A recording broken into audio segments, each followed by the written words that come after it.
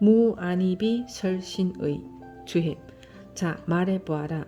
눈, 귀, 코, 혀, 몸 그리고 뜻이 없다는 것이 무슨 의미인가? 그릇되이 잘못 보지 말라. 내가 지금 명확하게 말할 것이다. 육근이 있는 것은 색신이며 육식이 없는 것은 법상이라 이름한다. 이와 같은 것은 다만 수행하는 사람이 헤아리는 것이다. 비록 눈으로 보나 색에 집착하지 않으며 귀로 들으나 소리에 집착하지 않고 코로 냄새를 맡으나 향취에 집착하지 않으며 혀로 맛을 보나 맛에 집착하지 않는다. 비록 몸이 있지만 모양에 집착하지 않고 모름지기 모양을 잇고 체를 잇는다.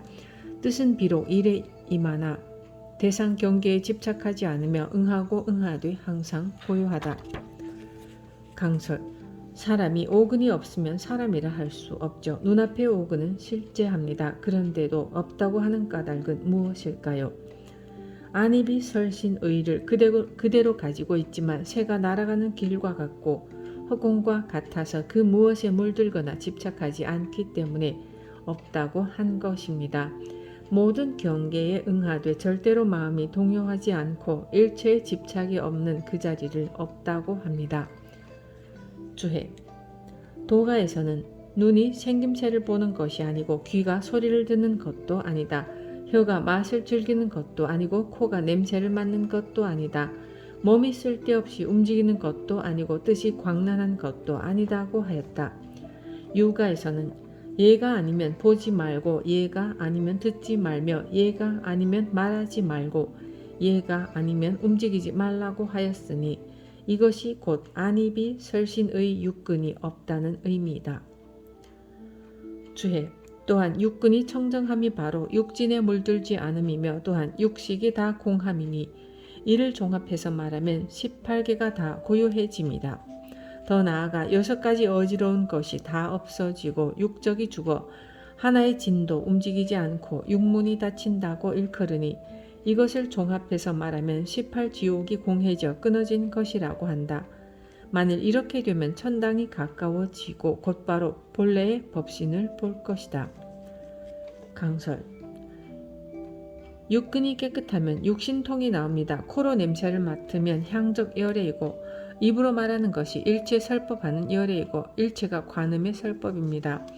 순수하고 이성적이며 진리의 차원으로 나가는 사람은 업이 가볍고 눈과 귀와 뜻이 깨끗합니다. 반면 업이 두터우면 진리를 이야기해 주어도 듣기 싫어합니다. 그래서 무지해지고 감성적인 방향으로 나갑니다. 부처님 당시에 어찌나 인색한지 자기네들밖에 모르는 사람들이 있었습니다. 그래서 부처님께서 그들을 제도하려고 바루를 들고 그들의 집으로 갔습니다. 부인이 나가보니 웬 스님 한 분이 탁발을 하려고 나왔거든요. 저는 공부하는 수도인인데 복을 짓게 하려고 왔습니다. 복은 무슨 복? 사대가 멀쩡해가지고 왜 남의 집에 얻으려 다녀? 너는 한 푼도 줄 수 없어. 그러자 탁발하는 스님이 눈을 감더니 서 있는 채로 금방 죽은 송장이 됩니다. 그러더니 금방 썩어 자취가 없어졌습니다. 부인이 놀라서 남편을 불렀습니다. 얻어먹는 스님이 오더니 금방 죽어서 자취가 없어졌어요. 어디로 갔는지 찾아보면 있을 거예요. 남자가 장금과 활을 가지고 죽이려고 한참 찾아다니다 길가에 앉아있는 스님을 보았습니다. 내가 나의 처를 놀라게 하고 강제로 무엇을 달라고 했다며 칼로 내리치려고 하니 몸을 둥그렇게 말아 수정알처럼 만들어 버렸어요. 아무리 칼로 베려고 해도 안 돼요. 내가 아무리 그래도 내 안에는 들어올 수 없다. 어떻게 하면 그대 안에 들어갈 수 있나? 칼과 활을 버리면 내 안에 들어올 수 있다. 그래서 칼과 화살을 버리고 이번에는 주먹으로 쳤는데 저는 들어갈 수 없습니다. 칼과 활을 버리면 들어갈 수 있다고 했는데 왜 안 되지?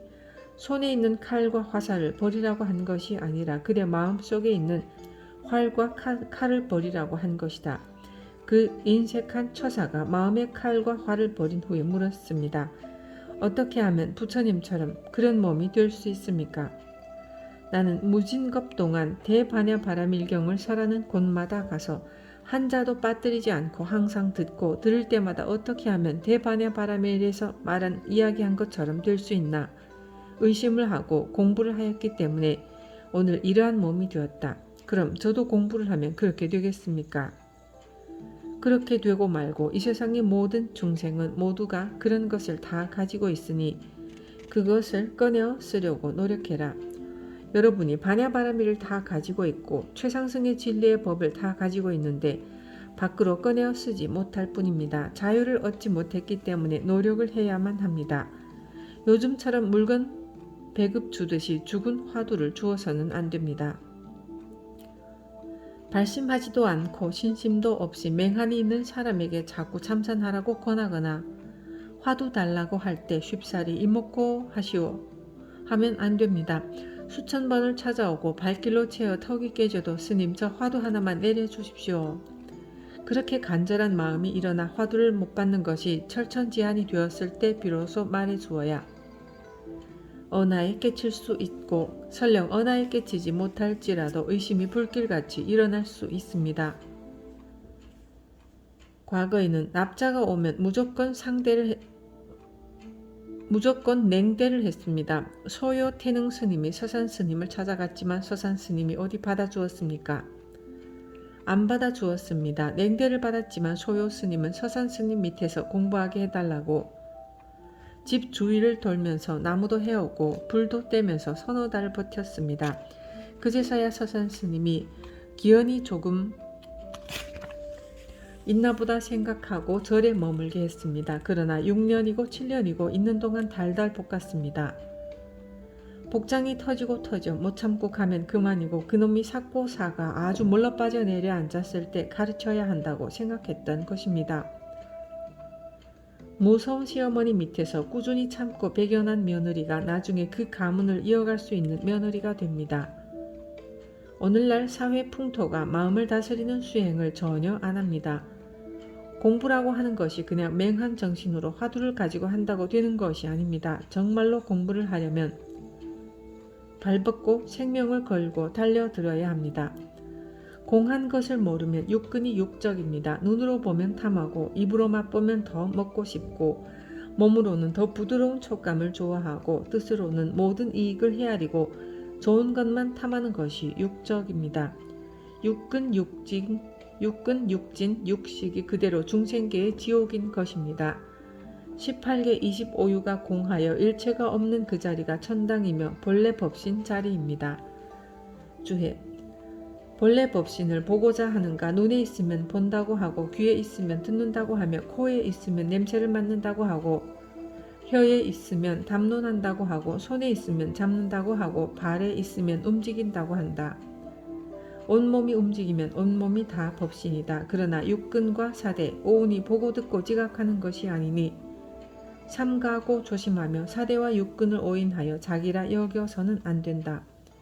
금강경에서는 무릇 있는 바 상은 다 허망한 것이다 라 하였고 도가에서는 깨달은 자는 생각을 잊고 참에 돌아가고 어리석은 자는 모습에 집착하여 근본을 잃는다고 하였다. 이것은 다 거짓된 이름으로 중생을 인도하는 것일 뿐 알아서 바로 요달하게 하지는 못한다.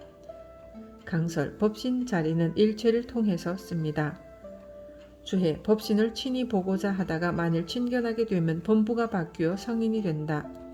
다른 이의 말을 듣거나 문자상으로 알고 이해하는 것은 그림 속의 떡이 굶주린 배를 채워줄 것이라는 기대와 같고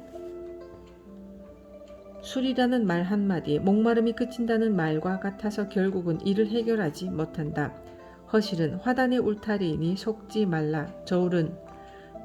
저울의 눈금은 저울대에 있는 것이니 물건을 올리는 저울 쟁반에 있는 것이 아니라 하였다. 그래서 중량조사는 정반성을 잘못 알지 말라고 하였다. 강설 문자나 이론 그리고 생각으로는 들을 수 없고 볼 수도 없습니다. 이 반야심경을 들을 때는 이해하려고 하지 말고 법신과 본성자리를 깨닫기 위해서 들어야 합니다. 제 말을 듣고 지식이나 학식으로 머리에 넣으면 큰 짐이 되고 공부하는데 오히려 병통이 됩니다. 중생의 견문각지는 법신 자리가 아닙니다. 속세의 삶은 시시비비를 가리고 질투심이나 탐심으로 가득 차 있습니다. 자신의 본성을 내던져 버리고 사는 것이죠. 그런 상태에서는 반야심경은 꿈에도 들을 수 없고 볼 수도 없으며 전혀 개합이 되지 않습니다. 여러분은 오늘 이 자리에서 본문을 들으면서 여러분의 모든 살림살이를 내던져 비워야 합니다. 또 나는 공부를 하여 뭔가 나름대로 깨달은 것이 있다. 나는 일가견을 얻었다고 하는 나름대로의 나라고 하는 주관이 있어도 법신의 반야 자리를 보지 못합니다. 나라는 주관을 여지없이 부수어 본래 한 물건도 없는 그 자리에 들어가야 깨달을 수 있는 기연이 됩니다. 나에게 있는 재산은 가짜입니다. 참선하는 사람은 혹 경계를 보고 헛된 기운이 돌아서 천지에 겁나는 것이 없을 때가 있습니다. 그럴 때 선지식을 만나지 못하면 정신 이상자가 되고 미친 사람이 됩니다. 그래서 선지식을 만나는 것이 제일 중요합니다. 만공 스님도 공부를 하다가 경계를 보아 천하에 내가 제일이고 천하에 겁나는 것이 없고 내가 부처다 하면서 다닐 때 경허 스님을 만났습니다.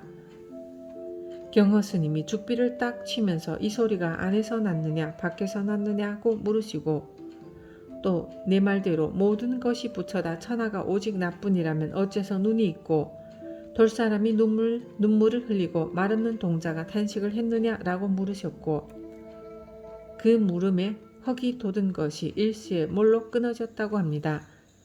고암 스님께서도 3년 동안 잠을 자지 않고 낮에는 좌선을 하고 밤에는 돌아다니셨습니다. 어느 날 법주사를 가다가 천지가 무너지는 좋은 경계가 나타났는데 맛을 보니 하늘과 땅을 삼키고 허공을 부수고 대천세계가 한 털끝 속에 들어가듯 하며 의기가 천하를 뒤덮는데 겁나는 것이 없었다고 합니다. 그때 용성 큰 스님을 만나서 모든 것을 낱낱이 점검을 받아 전법 제자가 되었습니다. 선지식을 만나지 않고 나름대로 알아서 설친다든지 선지식을 불신하고 내가 제일이라고 하는 것은 천하의 외도입니다. 여러분이 오늘 이 자리에 온 것은 지식을 놓으려고 오는 것도 아니고 산승의 말을 배우려고 오는 것도 아니며 다만 말하는 의지, 낙처를 알아 여러분이 가지고 있는 잘못된 생각, 살림살이를 일시에 무너뜨리고 여러분의 본래 면목 자리를 깨닫기 위해서 온 것입니다. 문자나 언어, 견문각지로 알려고 하는 사람은 그림의 떡을 먹는 것과 같고 말로만 술을 마시는 것과 같은 것입니다. 저울 때에 보이는 눈금이 성입니다. 저울 때의 눈금은 절대로 움직이지 않습니다. 저울추만 왔다 갔다 하죠. 정반성은 저울의 기준이 되는 첫 번째 눈금을 말합니다.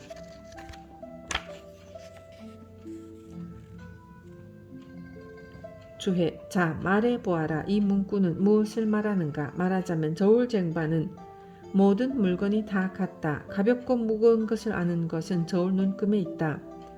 조사는 사람들이 저울의 첫 번째 눈금인 정반성을 잘못 오인하여 기준으로 삼을까 두려워한 것이다. 정반성은 죽은 물건이라 물건의 가볍고 무거움을 알지 못한다. 그러므로 정반성을 잘못 오인하면 안 된다. 일반적으로 모두가 이 눈금인데 이 눈금을 쓸 수도 있고 쓰지 못할 수도 있다. 이것이 다 법을 비유한 것이니 자세하고 면밀하게 관찰해야 하며 한 면에 집착해서는 안 된다. 강설, 만인이 공평무사하기 위해 저울을 씁니다. 이것은 마음을 비교해서 하는 말입니다. 부동하고 불편한 마음을 의지하여 일체를 판별합니다. 반은 가르쳐줬습니다. 이 자리에 여러분은 다 깨달았겠죠. 못 깨달았으면 내일 아침밥을 먹을 자격이 없는 사람입니다. 깨닫지 못한 분은 내일 아침 굶으세요. 자, 말해보아라. 이 이치가 어떠한가? 진성과 식성, 진신과 식신은 모두 같이 머무른다. 하나가 거짓이면 하나는 진이 된다. 한번 용감하게 착안해보라. 하얀 백로가 눈 속에 숨어있다가 날아가니 그때서야 겨우 알더라. 6개 문에 하나의 관문이여 5문은 다시 울타리를 칠 필요가 없도다. 저 세상의 일을 따라 분분히 어지럽지만 집안의 아버지는 언제나 편안하도다.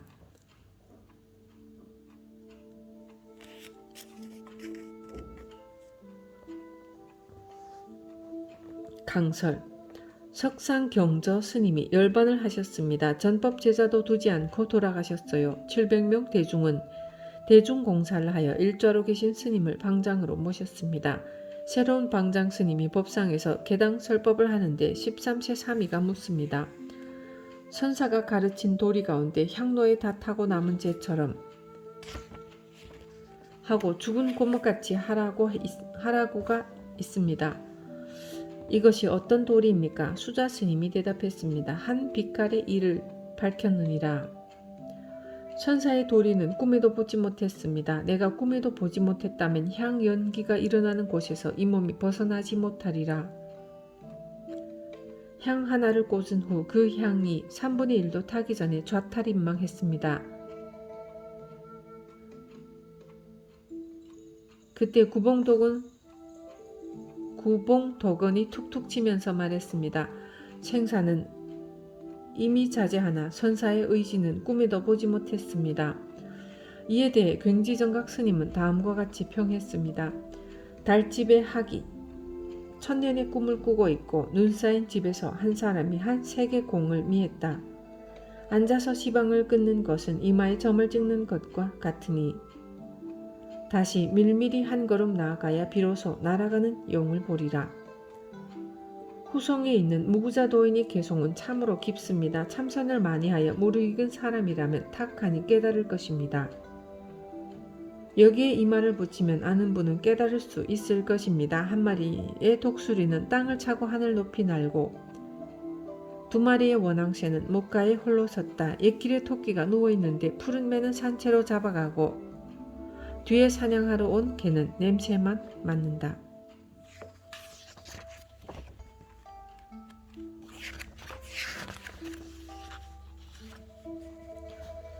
무색성향 미촉법 주해 이것은 육진이다. 모두 한 뿌리에서 일어나니 다만 한 뿌리가 어디에서 일어나는가를 반조해보라. 만약 일어난 곳을 알면 처음 일어난 곳에서 도리에 맞지 않는 것은 싹트지 못하게 해야 한다. 선지는 찬물을 들어 올려 끓는 물에 붓는 것보다는 가마손 밑에 뗄나무를 꺼내는 것이 낫다고 하였고 불가에서는 나무를 베고자 할 때 먼저 뿌리를 잘라내면 가지는 저절로 제거된다고 하였다.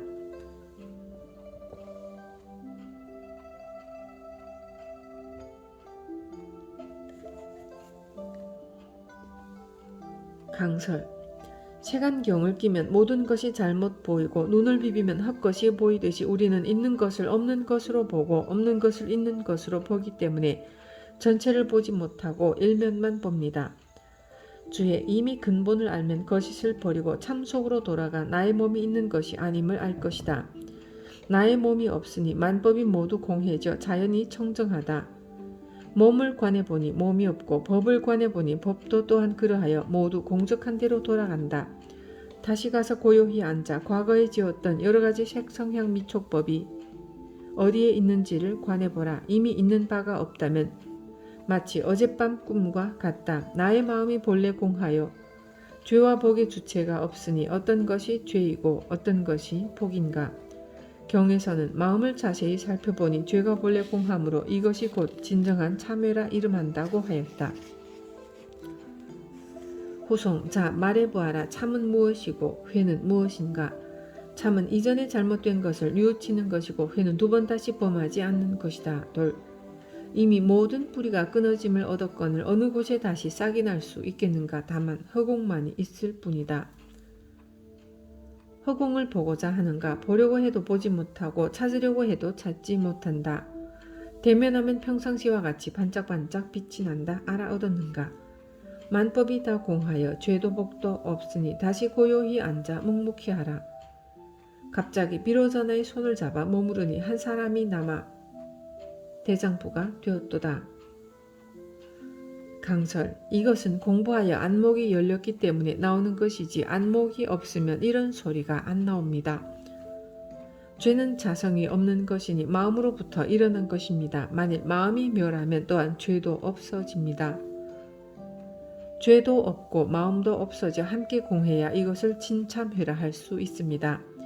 앞에서 뿌리가 없어짐을 얻었다고 한 부분에서 얻었다고 하는 말이 허물이 있으나 알아 얻었는가에서 그 허물을 쓸어버렸습니다.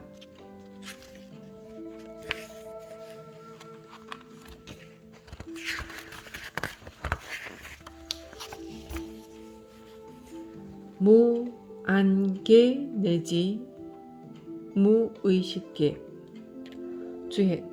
만일 눈이 깨끗하면 마침내 식도 편안해져 18개가 자연히 편안하다.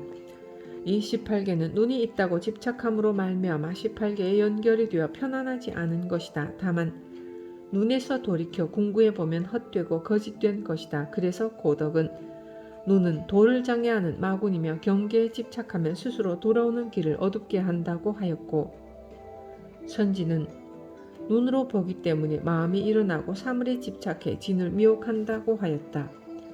강설. 여러분은 본성을 떠나 중생의 세계로 뛰어들어와서 여러분의 본성 자리로 돌아가는 길을 잃어버렸습니다. 흔히 존재나 비존재냐를 두고 시비를 합니다. 존재를 주장하는 사람은 존재라는 주견을 가지고 있고, 비존재를 주장하는 사람은 비존재라는 주견을 가지고 있습니다. 가지고 있는 주장이 다르면 서로 다투고 시비를 합니다. 시비하면 마음을 잃어버립니다.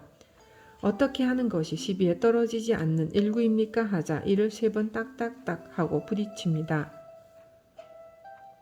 만일 알아채지 못했다면 다시 공부를 해야 할 것입니다. 주의. 나의 몸이 육군에 들어가지 않으면 대개 무너져서 사라져버리며 사대를 조용히 살펴보면 참으로 옳은 것이 없다. 오직 진공묘성만이 존재하는데 이는 무량한 시간 동안 무너지지 않는 채로 고요하고 깨끗하여 항상 존재하므로 크게 닦을 것도 증득할 것도 없다.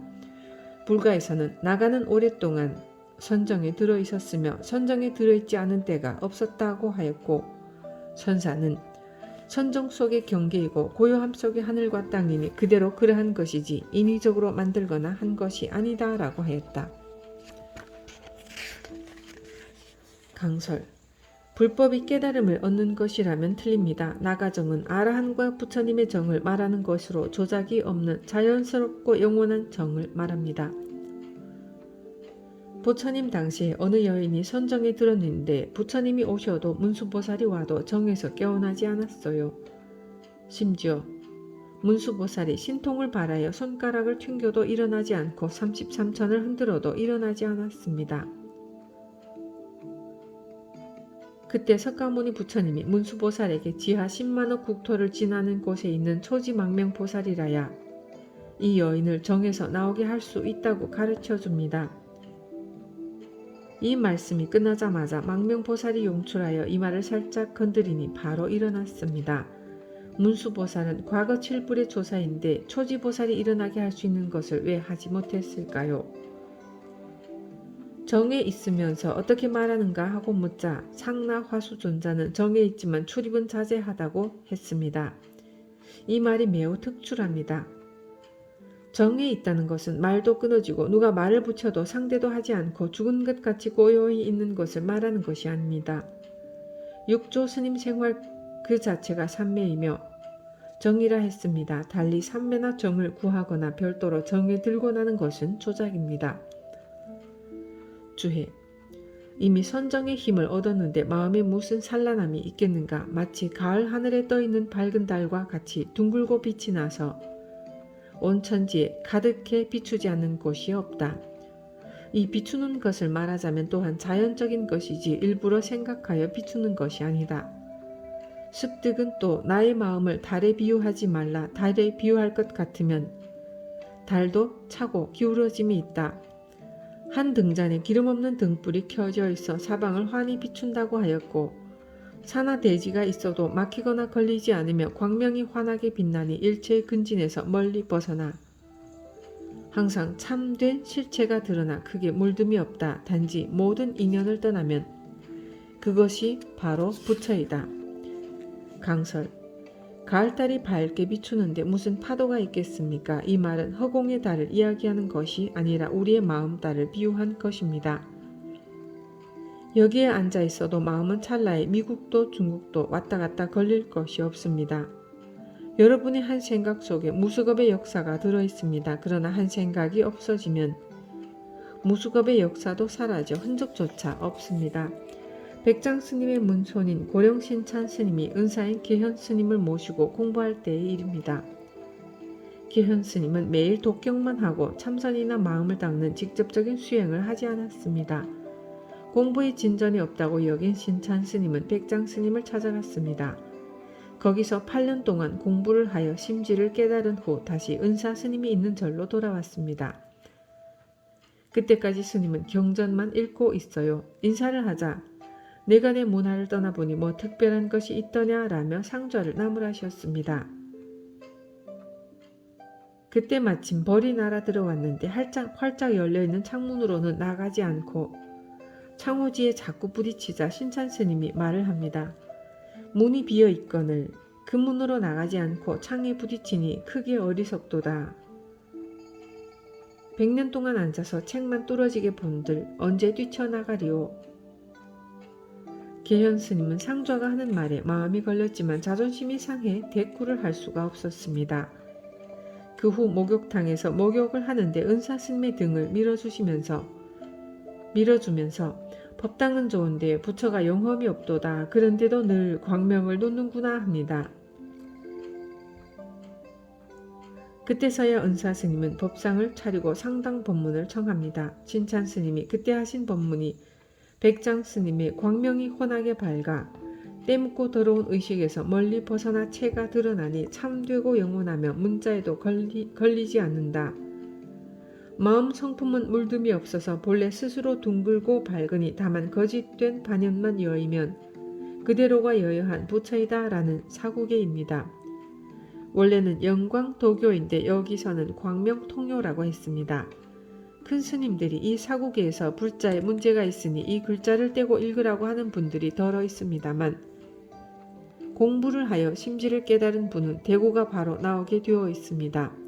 오늘 여기 모인 대중 가운데서도 참선하는 사람은 참선만 하면 되었지 반야심경 강의가 왜 필요한가 하는 분도 있을 것이고 또한 있다 없다 공했다 하는 소리를 계속 듣다 보면 황당무계한 이야기같이 여겨져 그러한 것들이 우리들의 실생활에 정말 필요한가 하고 생각하는 분도 있을 것입니다. 즉 현실에 맞는 것, 눈에 보이는 것 이러한 것이 중요한데 있다 없다 전부 공했다 이런 것들을 논하여 뭐 하자는 것인가 당장 우리 생활에 어디에 해당되는 것인가 하고 생각하는 사람도 있을 것입니다. 그러나 그것은 어리석은 마음에서 나온 편견입니다. 깨달은 자리는 여여하여 오는 것마다 비출 뿐입니다. 거울이 시비를 합니까? 거기에는 시비가 끊어져 있습니다. 대개 사람들은 그렇지 못하기 때문에 옳다거나 그르다거나 하는 시비가 일어납니다. 우리가 이 자리에 모인 것은 저 언덕에 건너가기 위해서입니다. 여러분이 말끝에 뭘로 깨달아 심성이 개합되어 한 점 의심이 없어지면 더 논할 바가 없겠죠. 여러분은 그 길이 멀게 느껴져서 우리가 정말 깨달을 수 있을까 하고 생각할 수도 있으나 그것은 그렇지 않습니다. 반야심경은 불교 경전 중에서도 최상의 진리이고 불교 경전을 떠나서도 이 세상 최고의 진리이고 최상의 신주라고 했습니다. 어느 날 일타 스님께서 어두운 산길을 가다 멧돼지와 마주쳐서 꼼짝 못하게 된 적이 있었습니다. 멧돼지가 정면 공격할 태세를 갖추는 것을 보고 스님은 일심으로 마음을 관하면서 반야심경을 외웠습니다. 그러자 공격하려고 태세를 갖추었던 멧돼지가 순한 양처럼 변하여 그대로 돌아갔다고 합니다. 또 신의주의 어떤 고을에서는 용이 못된 이무기가 있어서 해마다 처녀를 제물로 바쳐야만 했답니다. 그걸 면할 길이 없었죠. 어느 해 제물로 바쳐질 처녀가 큰 스님을 찾아가 가르침을 받았습니다. 큰 스님은 오늘 밤 일심으로 반야심경을 외워라. 반야심경을 외우는 곳에서는 마군의 머리가 모두 깨질 것이요 어떤 귀신도 흔적조차 없이 녹아버릴 것이며 일체 요괴는 풀잎의 이슬처럼 말라서 없어질 것이다 하고 가르쳐 주었습니다. 처녀는 밤중에 집채만큼 큰 이무기가 몸을 덮치는 두려움 속에서도 반야심경을 일심으로 독경했습니다. 그러자 이무기의 몸이 부서지고 머리가 깨졌어요. 게다가 이무기는 그냥 죽은 것이 아니라 몸이 흩어지는 동시에 천도가 되었습니다. 불교는 쫓아내고 죽이고 박대하는 것이 아니라 섭수하여 거둬들이는 것입니다. 오늘날 이 사회에는 건너야 할 강이 참으로 많습니다. 사람들 개개인마다 많은 걱정을 지니고 있으며 84,000번류의 강이 흐르고 있습니다. 저는 많은 사람을 접하면서 그런 것을 보면 가슴이 참 아픕니다. 또한 사람들은 나름대로 소망도 많고 소망을 이루기 위해 노력하고 때로는 노력한 만큼 소망을 성취하기도 하나 그 소망을 이루는 것은 겨우 나뭇잎이나 따는 것과 같습니다. 나무 뿌리나 둥치에 병이 들어 이상한 현상이 나타날 때마다 왜 이럴까 하며 그 아픔을 그냥 당하면서 잎사귀만 따고 있는 것입니다. 그것은 이루고자 하는 욕망을 순간적으로 이룬 것일 뿐입니다. 따라서 병통은 계속 이어집니다. 왜냐하면 속세의 반야바라밀만 성취했기 때문입니다.